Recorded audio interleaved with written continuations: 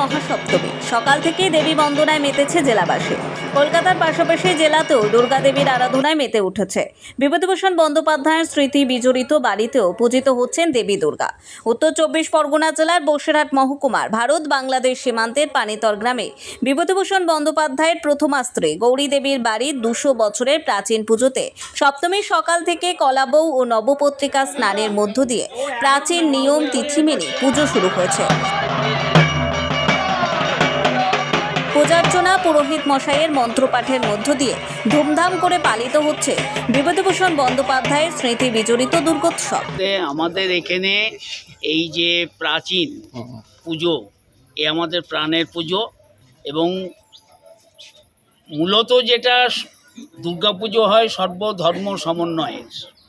এতে যেমন হিন্দু ধর্ম থাকে, ইসলাম ধর্ম থাকে, গাণপত্য, শৈব, শাক্ত সমস্ত ধর্মের, যে কারণে আমাদের এখানে এক চালার মূর্তি হয় এবং ওপরে একটা চালচিত্র থাকে। পুজোর কটা দিন এখানে খুব সুন্দরভাবে আমাদের বিভিন্ন ধরনের অনুষ্ঠান হয়, সাংস্কৃতিক অনুষ্ঠানও থাকে এবং গ্রামবাসী বা দূর দূরান্ত থেকে যে সমস্ত লোকজন আসে তারা এখানে খুব আনন্দ উৎসবের মধ্যে দিয়ে আমাদের এটা চলে।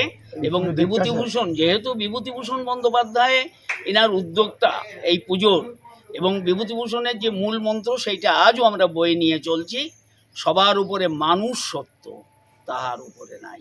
200 বছরের পুরনো পুজো, গৌরী দেবীর মানে বাড়ির পুজো। বিভূতিভূষণ বন্দ্যোপাধ্যায় নিজে আসতেন প্রাচীন কাল থেকে, সে 200 বছর আগে থেকেও যেভাবে সম্প্রীতির বার্তা হিন্দু মুসলিম আমাদের এই পুজো দিয়ে আসছে।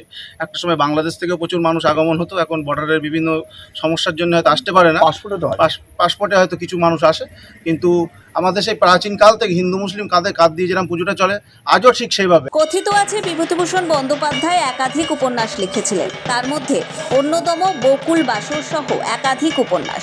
এক কথায় সীমান্তের পানিতর গ্রামে বিভূতিভূষণ বন্দ্যোপাধ্যায়ের স্মৃতি বিজড়িত দুর্গা উৎসব জমে উঠেছে।